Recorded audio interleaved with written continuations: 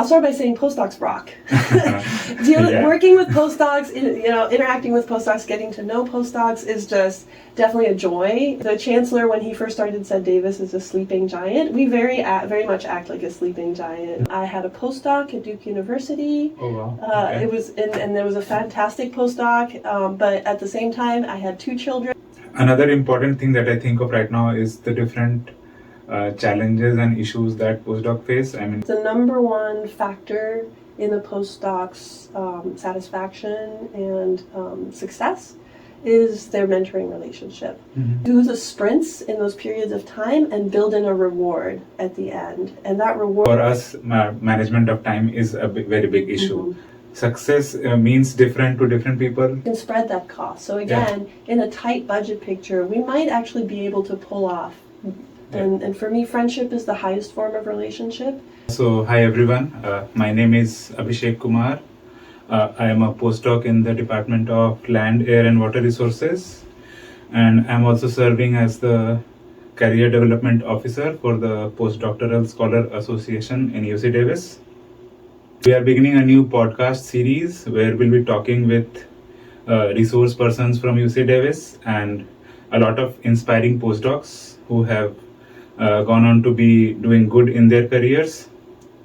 And since we are beginning something new, who else to make our first guest than the mother of our postdocs? Hi, Nicole. Hi. So do you want to introduce yourself? Sure, Abhishek. Hi, I'm Nicole Rabaud. I am starting a new position as Associate Director for the Grad Pathways Institute for Professional Development. For the last 3 years, I was serving as Executive Director for Student and Postdoctoral Services here at Graduate Studies. My role is now changing, so I'm in the middle of this transition and really looking forward to doing even more with postdocs in the years to come. When you say that, I hear like you're already doing much and you will be doing much more now in the coming few days. Yeah.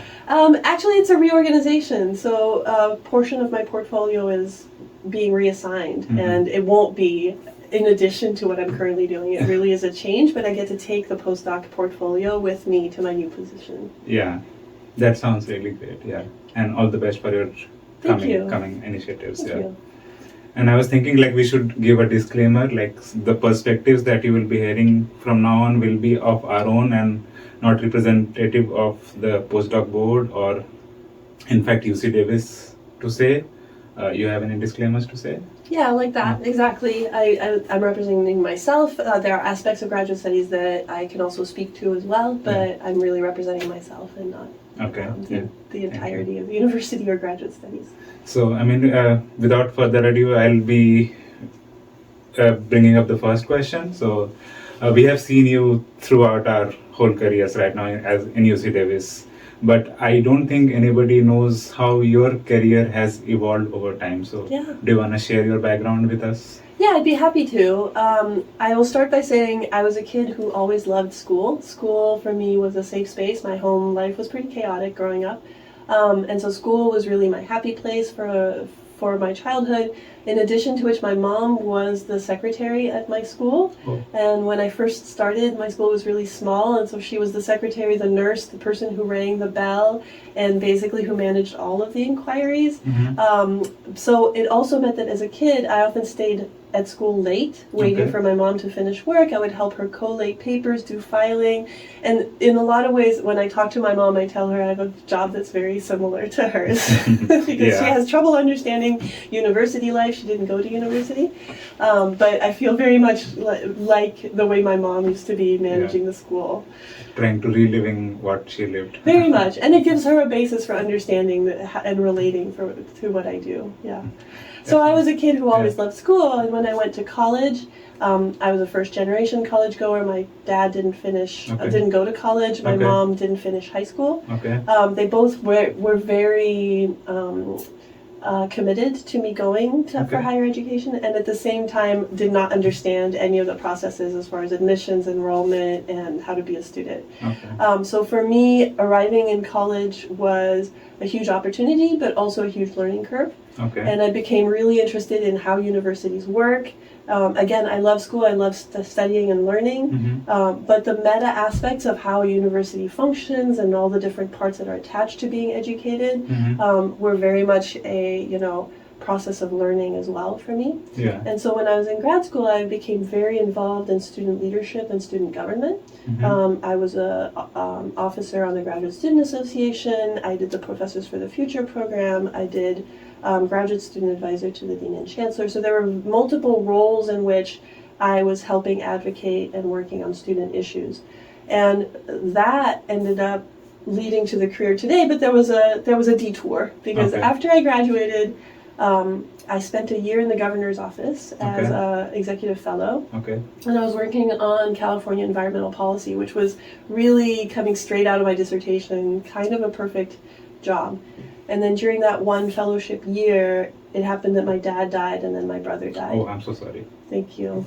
So that was a really tough time. That was in 2002. And after that, I had difficulty coping with the high pressure environment of the governor's office. There's a lot of emergent situations all the time where you're to prepare policy documents and statements very quickly.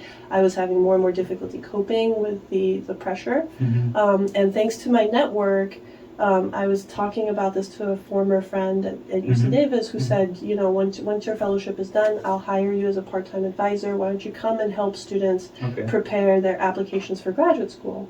So I became a pre-grad advisor temporarily. And then life kind of took over, took over my life. I became engaged, we went and got married, then we moved to North Carolina. I had a postdoc at Duke University. Oh wow! It was, and there was a fantastic postdoc. But at the same time, I had 2 children. My partner my husband at the time was also a postdoc. So it looked like a lot of evenings and weekends of you go in while I take care of the kids, and then I'll go do a time point or restart the PCR or whatever the steps needed to be done in a wet lab setting. And that's when we realized that having a double academic life was difficult with having 2 kids. So I backed off of my career, took care of the 2 littles, and my ex-husband took care of, the work and income part. And I have to say, in the time that I was in North Carolina, I loved North Carolina, but I never stopped missing California. So then started negotiating a way to come back to California.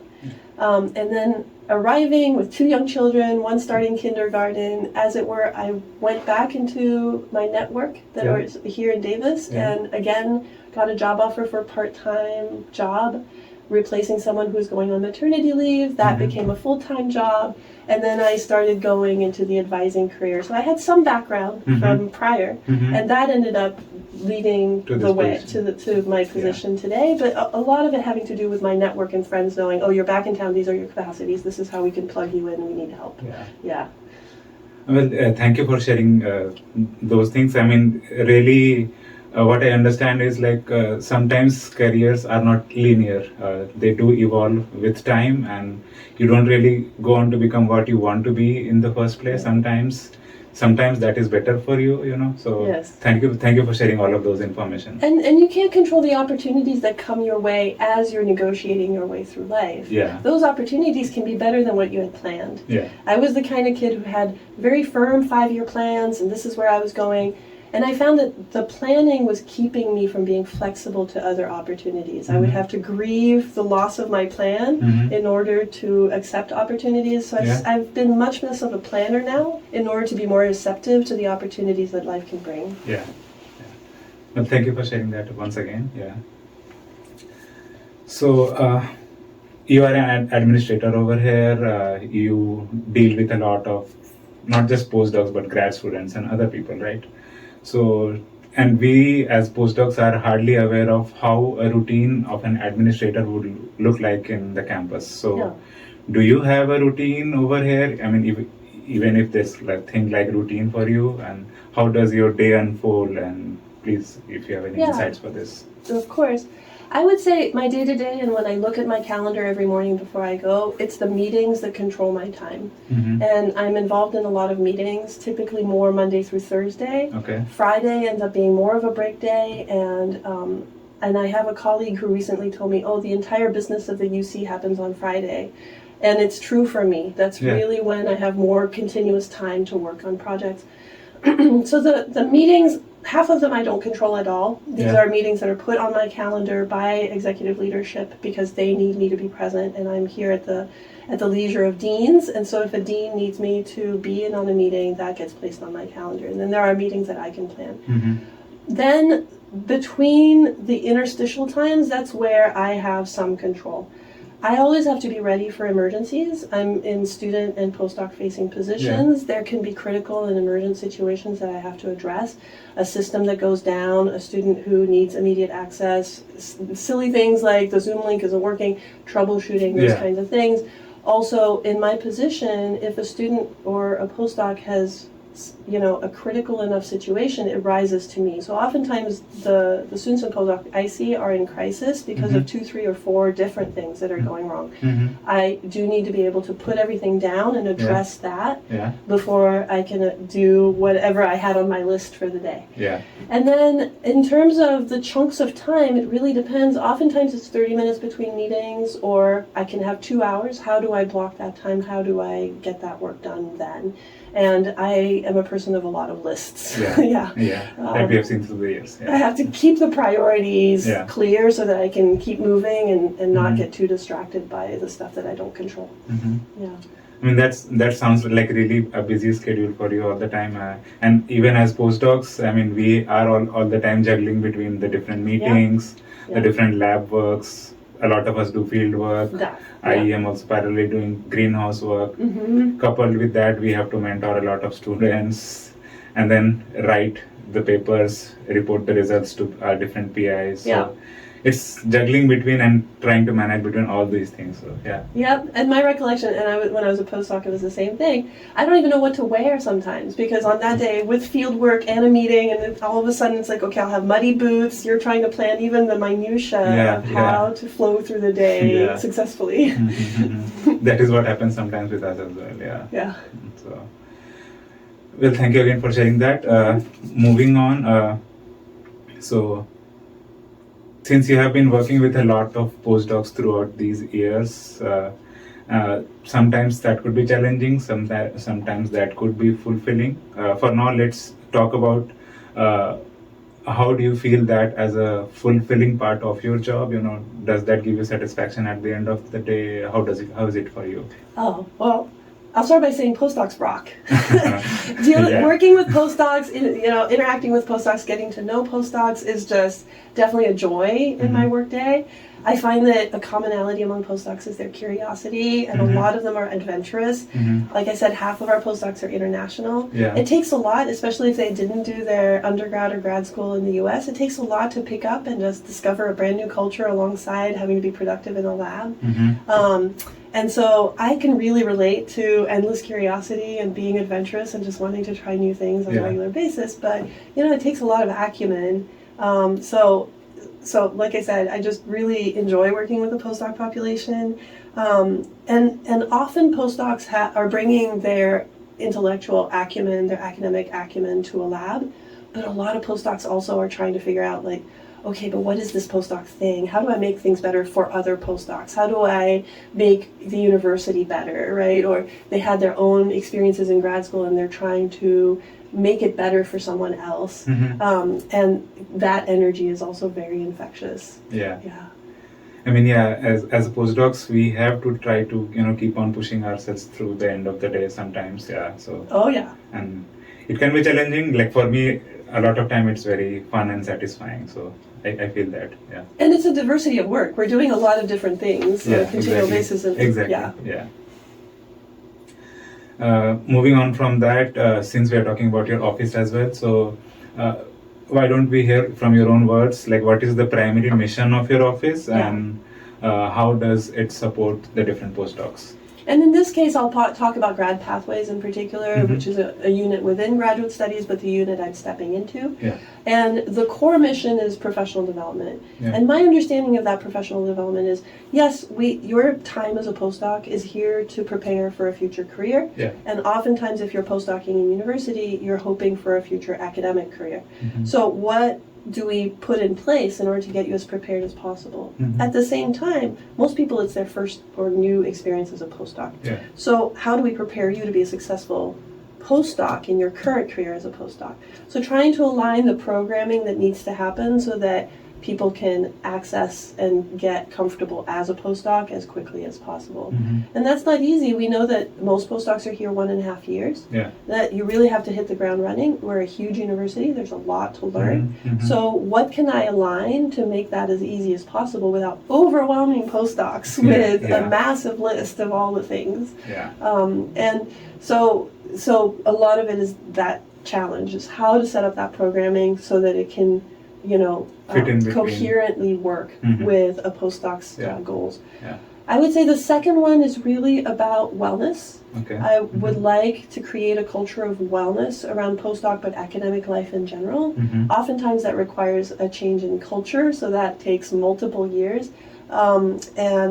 So thinking about what the ecosystem should look like for postdocs to be well in their positions. Mm-hmm. And then thirdly, research over and over again shows that a sense of belonging is very important for people to persist in a position. Mm-hmm. So how do we create a UC Davis experience for newly arrived postdocs or postdocs who are here for a short time so that they value their time at Davis, very much feel like they're a Davis product, that they have an Aggie identity as well. Mm-hmm. And so again, creating the conditions, and that's really a partnership with PSA. Yeah. We really, those social events that make people feel like, no, I have a network here, I have people here. Mm-hmm. And that's where the partnership with PSA is really key. Mm-hmm. So, thank you for sharing the mission. I do have a follow-up question. You talked about wellness. So, are we particularly focusing on like mental health or physical health or like both or like, So the university has great resources for physical and mental health, and those are aspects that I hope just to elevate to postdocs, that we have excellent recreational facilities, we have excellent mental health supports. We had a presentation from the Academic and Staff Assistance Program, ASAP. Yeah. So those resources, it's mainly just making sure that the postdocs know about it. And then there's aspects of, what can we do to improve work-life balance? What can we do for postdocs to feel a sense of agency, accessing professional development, going to community events, the freedom to do that? Those are cultural aspects, and sometimes in academia there can be barriers to, making sure that happens. Yeah, sometimes the things are there for us, but we are not able to access them. Exactly. And that's the culture that needs to, I think, shift. Agreed, So, we talked about resources. So, as I have been here for almost 2 years now, and UC Davis has an ecosystem of resources, varying from like library, from the research center, from the writing center. We have so many resources. And it becomes really overwhelming to navigate all of them. Like, even I'm aware of a lot of resources that UC Davis has. So, is there like a framework or a path that you would like to suggest for a new postdoc, that how he or she could explore that particular resource ecosystem? Yeah, and it's definitely not perfect right now, trying to map this system in a way that would make sense to people. We're a full comprehensive E01. We have 50,000 students that are spread between 2 campuses, lots of satellite locations. So we have medical students, law students, postdocs, grad students. And of course undergrads, 30,000 undergrads. So we're a small city. There's just a ton about learning, a city environment. And a lot of postdocs may come from smaller institutions where on top of it all, there's just the size to adapt to. I went to a small liberal arts college, came to UC Davis for the first time as a grad student, and was amazed at the resources, but also felt very small in this environment.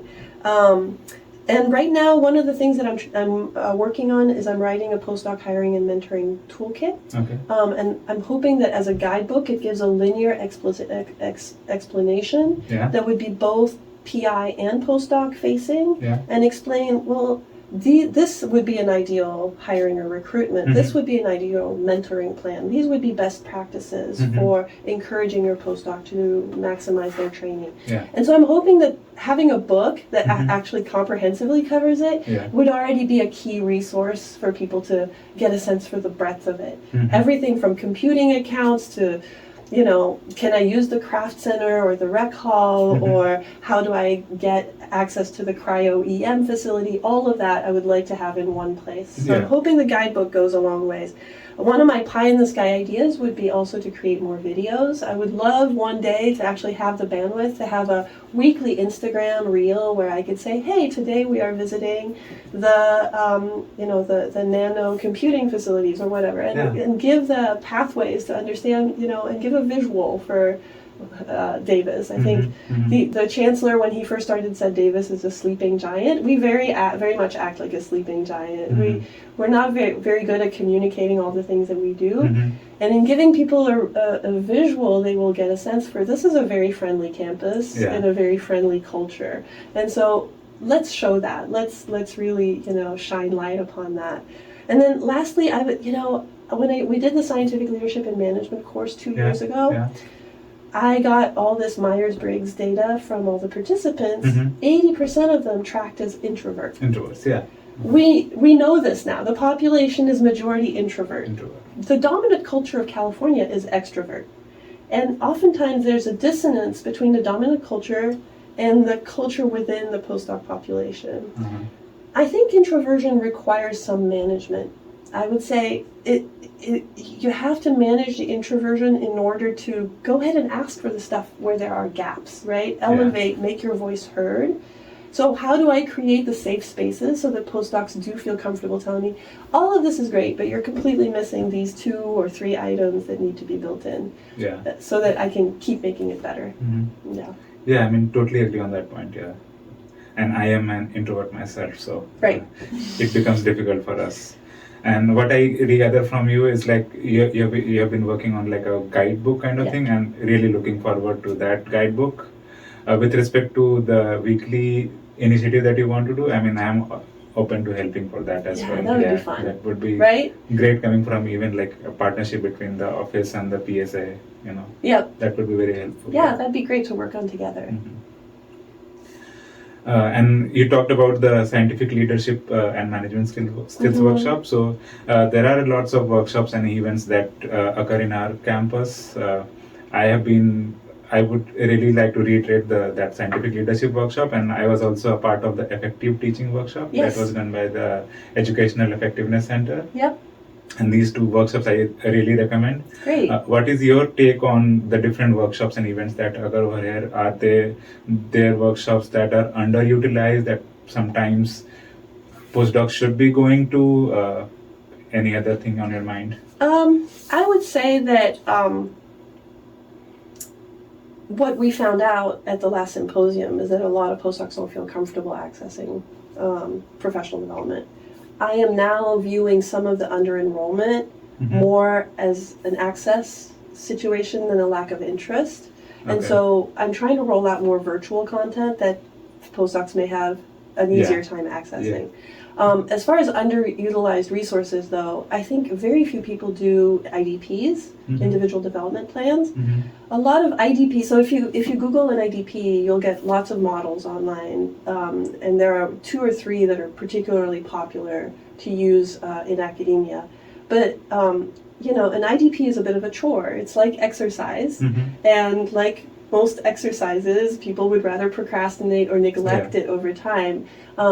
Oftentimes IDPs are 5 to 10 pages. You really have to think through and do a lot of self-analysis in terms of how are my speaking skills, how are my communication skills, do I need to work on my writing, what's my 30-second elevator pitch, those kinds of aspects. The IDP is a really good tool for self-awareness and self-development. So even though it's a little bit like telling people to eat their vegetables, I really think that an IDP is a worthwhile exercise, especially in a postdoc where you don't have a ton of time, so it helps crystallize the aspects of training that you want to prioritize, and it becomes a vehicle for you to talk to your PI or co-mentors and share it with your mentoring network so that they can also, I know you, I think you're great at this, or I know you and I really think you need to work on this.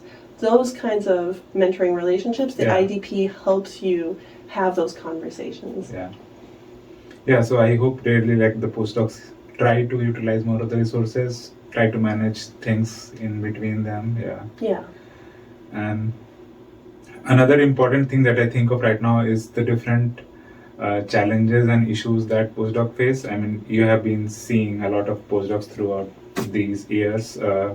They juggle between the work-life balance, they juggle between the uncertainty of the career. I mean, these kinds of challenges. So, what are the other challenges that you commonly hear from postdocs? Certainly right now, in the current environment, funding, grant cancellations, uncertainty as far as career is higher right now. I mean, we're going through a thing right now, and so it's hard to know where we will land in terms of a future point of stability. So that's definitely part of the current conversation. Work-life balance, like I said, is an area where we need to enact culture change, and the guidebook that I'm writing is part of that effort.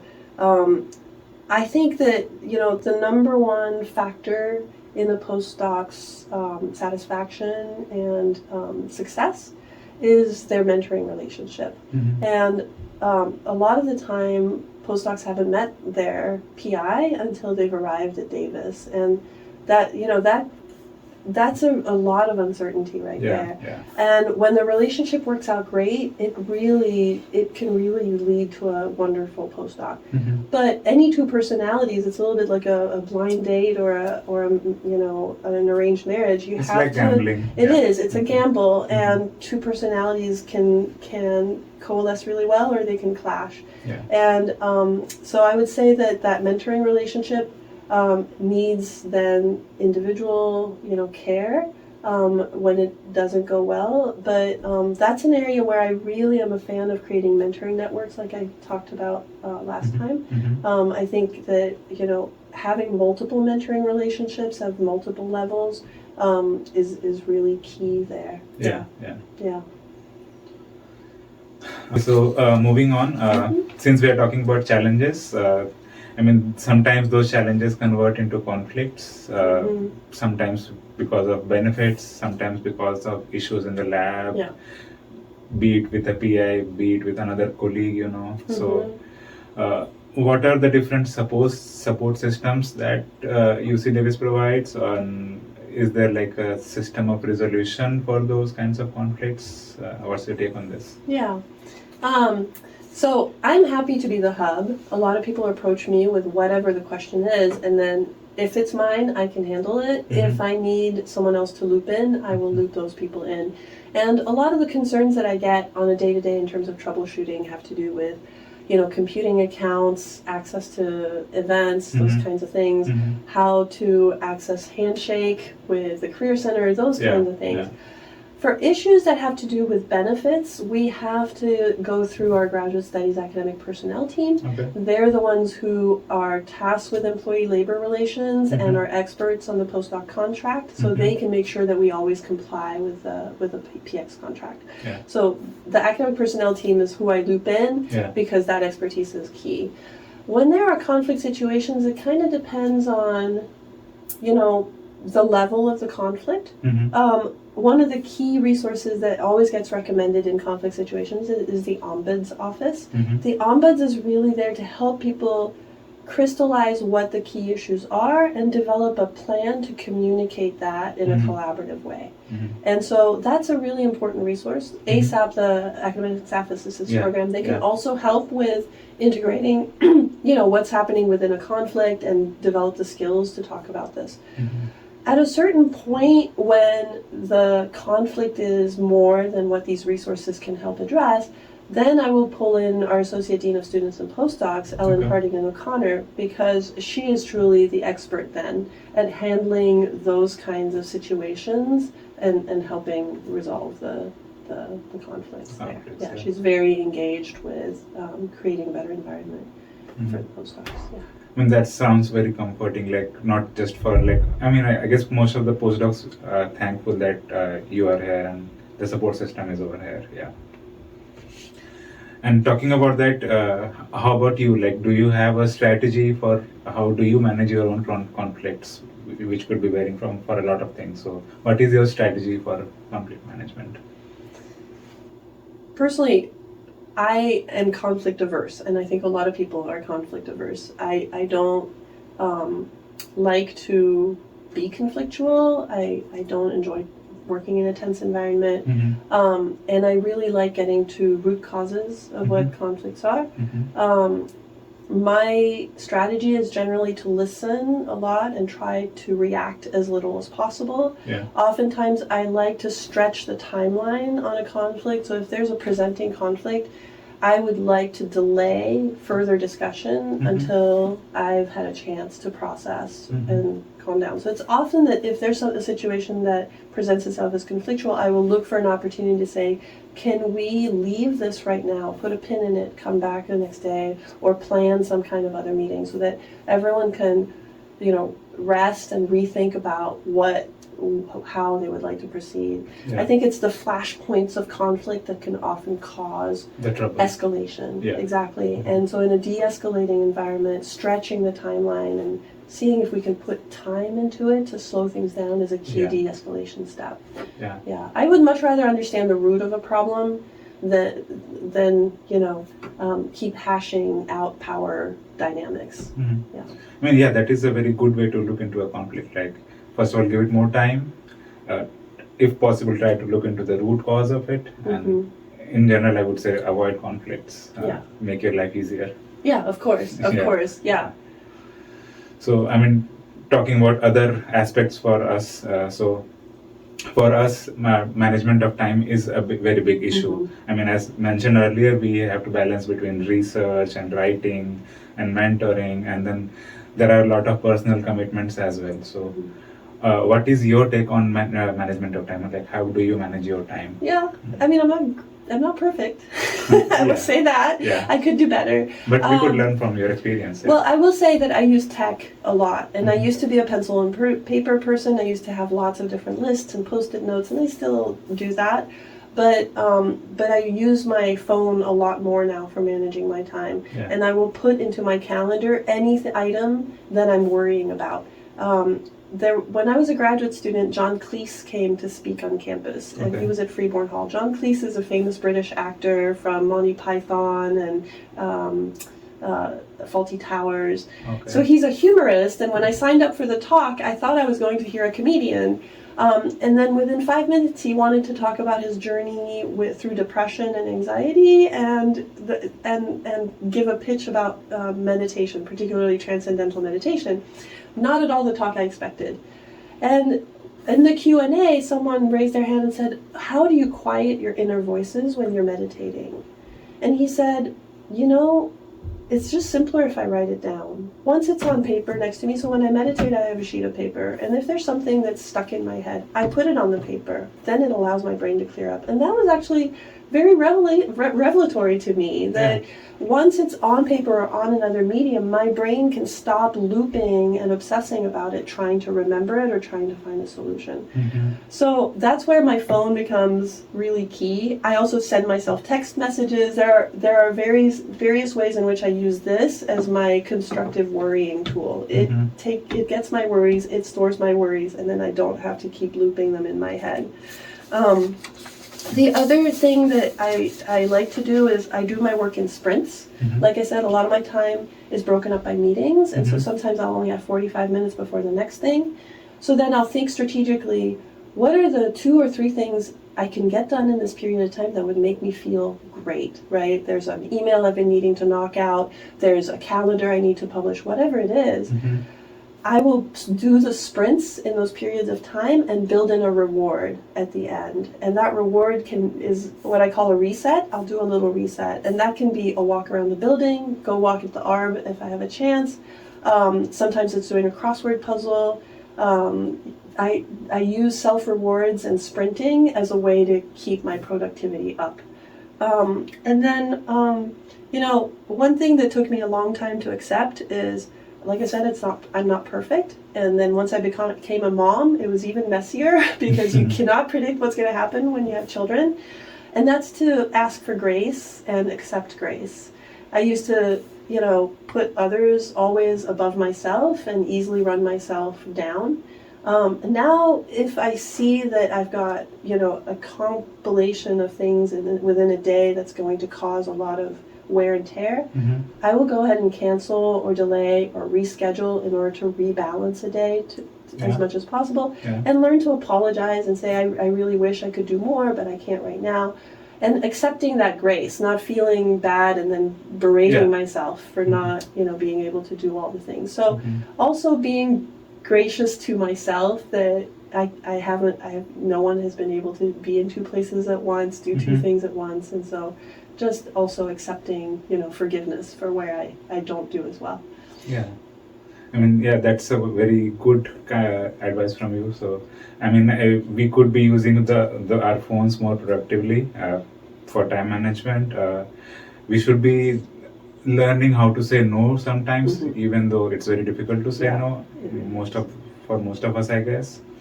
And then trying to note down things to kill those inner voices, to calm those inner voices. Yes. Yeah. Exactly. So, yeah. And okay, let's talk about work-life balance now. So, I mean, for me, it has been a very difficult thing to do. Like, I have so many commitments, and sometimes it's very difficult to balance it out with things going on in personal life, and sometimes that starts affecting the work life. So, how do you balance your life between work and life? Yeah, good question. Let me say this. On paper, my life looks like a Monday to Friday, 8 to 5 kind of calendar. But mentally, that's not always, or socially, that's not always how my life works out. There are days when I might decide that I'm going to volunteer at the high school and show up, and my kid is there, or want to leave early. How do I make sure that happens? Because, I want to be there for my kids growing up as well. Yeah. It's the last year before I'm an empty nester, so it feels especially poignant this year. And at other times, I don't have any commitments personally, but I am obsessing about work because I know what's going to come when I get back to work on Monday, right? Yeah. So I also flex my time quite a bit. My most productive intellectual time is between 11 and 3 p.m. I know that my brain operates best from 11 to 3. We live in a world that's mostly dominated by morning people, and my 9 to 11 time is not my best time. So I give myself grace in that area where I will allow myself to show up at work late if needed, so that I can have a more serene time. Ease into work by doing smaller tasks. Spreadsheets are my happy place. I like to start the day with spreadsheets and get my mathematical brain going. So accepting that. I'm also very productive in the evening. And if I don't have family life or social commitments in the evening, if I'm alone, I like to work during those times. And some Sunday afternoons I'm often alone as well. I will come to work on a Sunday afternoon. And for me, that is part of taking care of my mental health. Doing that 2 hours of emails on a Thursday evening or doing 4 hours of organizing my office on a Sunday afternoon will make my week so much better that I'll be a better person for everyone. And so trying to think more in terms of what are my biometric needs, how does my body function best, and then how do I arrange that to operate more harmoniously. Yeah, so I mean, what I can collect from that is like we should be trying to, first of all, prioritize what are the most important things, and then making time for that specifically when we are the most productive throughout our days. Yeah. I mean, that is a very good suggestion. And then talking about that, like I faced that once, the thing called burnout, when I was trying to work, but somehow I was not able to work at all. Like I was sitting on the laptop for hours, but I didn't know what I was doing. Sometimes I did not feel like working. So what is your strategy for preventing a burnout? And if somebody you have entered that phase, then how do you get out from it? The prevention is really tricky. I do try to look on a day-to-day basis in terms of this day looks too packed and I really need to lighten the load. But when you're talking about continuous effort, running a marathon of days where it's very intense, oftentimes we don't know where our limits are until we've already stepped over the limit. During and after the pandemic, I would say I was extremely burned out. running a university under constantly changing policies was really intense. And when you're worried about your students and postdocs and you're like, I don't have any contact with them, how do I, set up a Zoom and make conversations and have town halls? So there was this continuous thread of worry. So I found myself pretty burned out in 2022, 2023, and really kind of had to basically struggle through it. I don't think that there were any key strategies, but I will say this. When I was in grad school, a fellow grad student and I put on a talk with an elderly professor in the Department of Nutrition. His name was Lou Gravetti. He was a really nice professor who was known as being a really good mentor. And we wanted him to give a talk about what he had seen in terms of the mental health of his students over the years. And he said, yeah, it's pretty common to see depression happen in academia. Yeah. And he had experienced it himself. And he talked about you have to have very straightforward agreements with yourself, things that you absolutely will commit to doing for yourself. 3 meals a day, exercise, sleep. Those were the 3 commitments that he asked every student to maintain for themselves. They absolutely have to do these 3 things each day. And then work is on top of that. And if you're feeling well, you're able to tackle a bunch of work, great. But sometimes all you're able to tackle is taking care of yourself. There are some days where that is the limit. You have to be okay with that in order to take care of yourself. He said, once you've got those 3 things taken care of, if you have sufficient energy, do one thing. What would be the one thing that you can do right now that would advance you?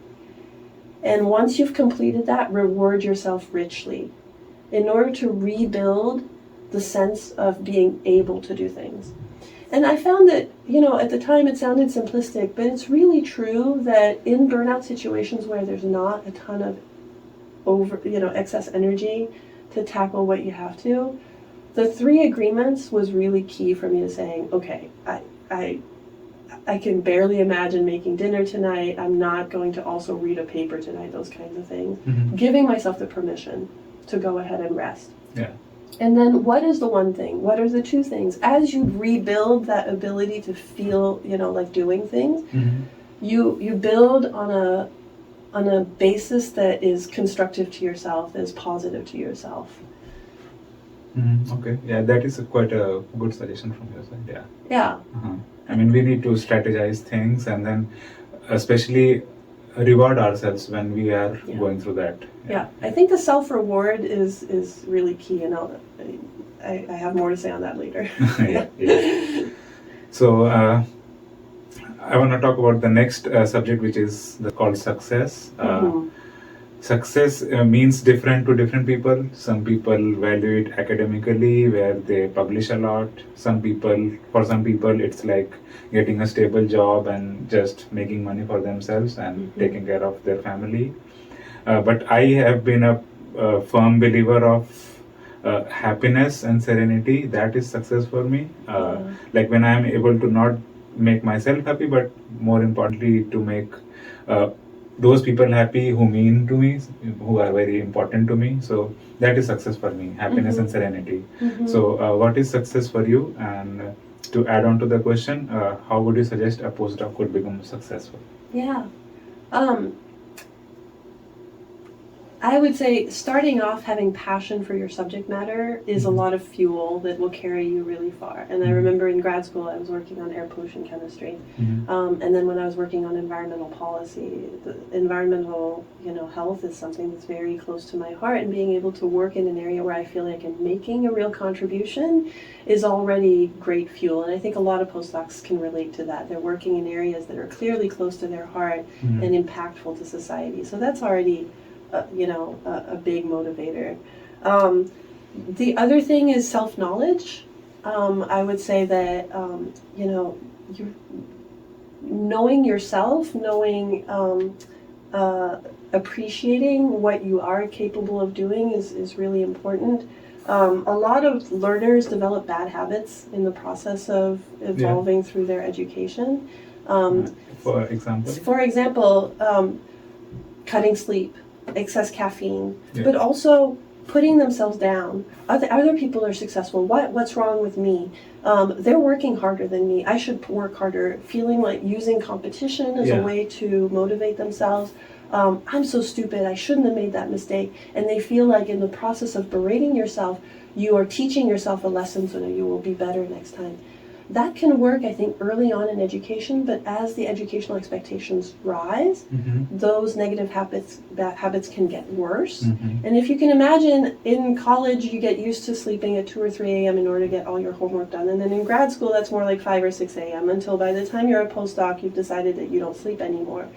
That's clearly destructive to your health, right? Same with putting yourself down. As you're going into more and more rarefied environments where people are ever more educated, ever more advanced, you're going to start putting yourself down ever more harshly. That's not a constructive, cycle to get into. And so that self-knowledge, the self-appreciation, that's where I think that reprogramming that as adults, when we decide, I'm going to have a career in research, I'm not going to spend the rest of my life flagellating myself in order to motivate myself, that just doesn't keep working. How do you rewire that inner voice? And for me, that's where therapy is a really useful tool. And California has a very pro-therapy culture. The campus has the resources. The health insurance for postdocs has excellent coverage for mental health. This is where I think there's a real opportunity to recast yourself so that you achieve success without at the same time damaging yourself to achieve that external success. And also buddies. I think that friendships are super important. And for me, friendship is the highest form of relationship. I want my partner to be my best friend. I want my children to end up being my best friends. I want my parents to be my best friends, if that's possible. Because for me, friendship, total mutuality, really caring for someone else who also cares about you, being able to tell them the ugly sides of yourself, the parts of yourself that you totally messed up this day, and have them be, a supportive voice in that. Those are really key relationships, and those people also act in a way as mentors because they are your sounding board and your safe space. So I feel like at least having one close friendship, 2 friendships is life-changing, and investing in those fresh friendships is really important. That is so true. Like, to, I would say, succeed in life, or maybe if there is a thing called success, you should have good friends in your life, which are like friends and not just for the sake of it. You should set your own boundaries. You should be competing with yourself and not with others. That jealousy thing kinds of brings you down. So thank you for sharing those things. And since we're talking about success, do you have any other stories to share about any postdoc who has gone on to become successful? Especially any story where you saw a drastic growth in the postdoc? Well, drastic growth. So I would say, what came to my mind is it's more of a French movie than an American movie. It's not a big happy ending and everyone breaks out into dance. It's not quite that.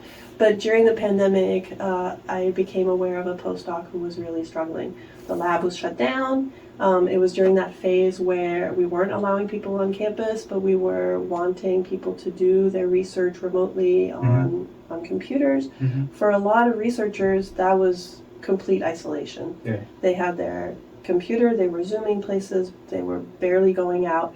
And so in this particular case, this postdoc was really struggling.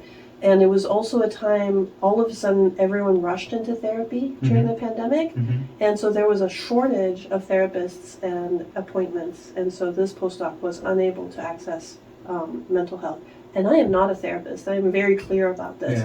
But I wanted to make sure that at least one person was staying in connection with the postdoc. And so I asked for appointments every 2 weeks on Zoom, and we would talk about anything that they wanted to talk about. And really it was, I would say, this is where I learned about using self-negation as motivation. This was a person who had so many strategies for putting themselves down, for berating themselves, for feeling bad about themselves, and it was you know, it was such an unhealthy mechanism, and yet had clearly gotten this person very far. Yeah. The pushing themselves by basically self-flagellating and putting themselves down in order to keep it had worked for them for a long time, and it was not working anymore. But they were looping in this spiral downward, and that's where really I got to explore what it would look like to, you know, change that framework. Like, why is it like you can literally be attached to those unhealthy habits? And there was that attachment, that commitment to the unhealthy habit that I started to really explore with this person. And I will say, it was just out of, you know, caring curiosity. How does it work for you? How does that make you feel? Then what happens when that? And really delving into it, that made it possible for them to be open about a different way of being. And I was not the person who led them to that. Once they were able to access therapy, they were in a different space that this was what they were looking for, how to rewire the negative voice into a positive voice so that they can be their own best friend, not their own worst enemy. And so they were able to then complete the postdoc, complete what they had to do within the postdoc, go to the next postdoc, and then now have a career. So no, it's not like a Marvel movie where it ends with everyone going and dance, but the person came out at the other end in such a better place and, you know, in their life. So for me, you know, that's really gratifying. Yeah. And I think it's really important that when you are doing a self-talk, you should be saying like, I can do it, and not the other way around, like, why are you not able to do it? Like, you should be pushing yourself and not pushing yourself away from yourself. Right. But, you know, a lot of families that's part of the culture of child raising, that can be part of the culture of how education works, that the messages are largely negative, and you can internalize that and sometimes not even notice that it can be different. So I really want to challenge that. Well, thank you for sharing that story with us. So, do you have any new initiatives coming towards your office that you would like to share with us, other than the guidebook? Well, so the guidebook is a big one. My role is in flux. So like I said, I'm moving into being co-director or associate director of the Grad Pathways Institute.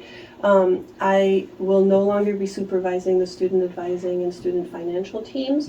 Instead, I will be taking my postdoc portfolio and doing what I do for postdocs for grad students as well. I'm hoping that what that means is an expansion for both populations.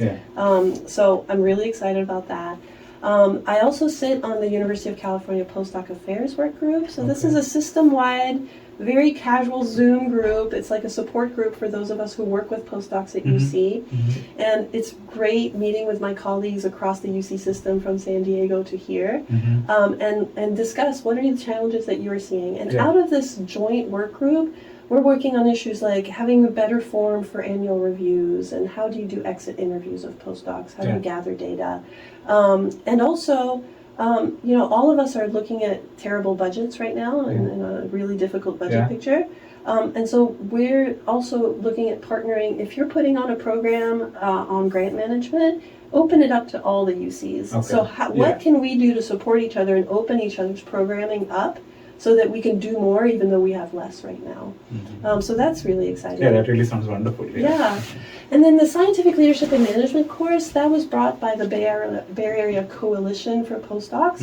And so it started out as a partnership between Berkeley, UCSF, and Gladstone. We've run it now 2 years with Davis. They've been running it longer.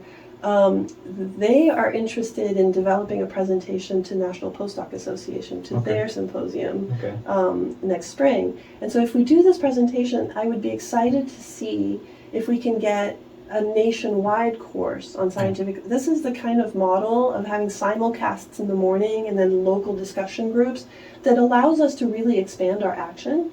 It's an expensive program. It's expensive to hire the speakers. It's expensive to roll out all the testing. But I think if we get more institutions involved, we can spread that cost. So again, in a tight budget picture, we might actually be able to pull off a better program.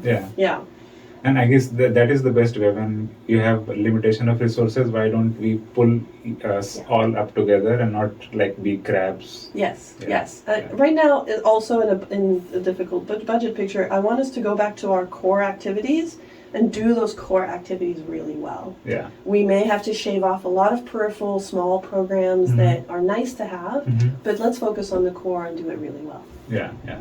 That sounds very great. Yeah. Do you have any final piece of advice for all the postdocs? Any words of wisdom from you?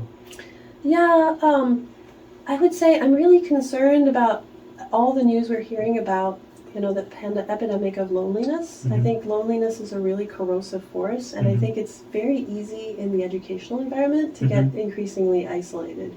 And I know most people, when they feel a lot of anxiety, feel a lot of depression, the natural tendency is already to isolate. Yeah. If you stay in an isolated environment, you stay in your own echo chamber, that can be really corrosive to someone. So I think that, again, going back to what we were talking about, deep friendship, how to cultivate and develop those deep friendships is really key. So I think that, a fundamental piece of advice I would say to postdocs is find your people, but at least find one or two, deep friendships. Yeah, I mean, to have those people where you can be yourself. Exactly. Yeah. Yeah. And do you have any advice for me or any question for me in general? I hope you're kinder to yourself too. You do a ton. You do so many things, Abhishek, and I'm so impressed by all the work that you're doing for the PSA in addition to your research. So I hope that you're also rewarding yourself richly and being kind to yourself. I'm trying to keep up with it. So yeah. And I really hope a podcast like this will be beneficial for all the postdocs. They learn from it. Sometimes there are information that is out but does not reach people. So maybe people like these things does reach out to people. So people you are key partners to people like me. It's just wonderful because you are in the postdoc population. The reach that you have is very different from mine. So I'm just so glad that you're doing what you do. And thank you on behalf of us, but also on behalf of the postdoc population. Just know that you're doing really, really great things. Thank you. And I'm glad that I'm able to help people. So. Well, thank you, Nicole. I really appreciate your time, and you have been our mother for quite a while now. So thank you for all the work that you do for the postdocs, all the benefits that postdocs are getting. So thank you once again. Thank you for your time. Well, it's definitely my pleasure. It's a real pleasure for me to work with postdocs. Thank you, Abhishek. Okay. And I hope to see you guys in another video possibly soon. Stay safe, stay healthy, take care. Go Ags. Go Ags. Go Ags.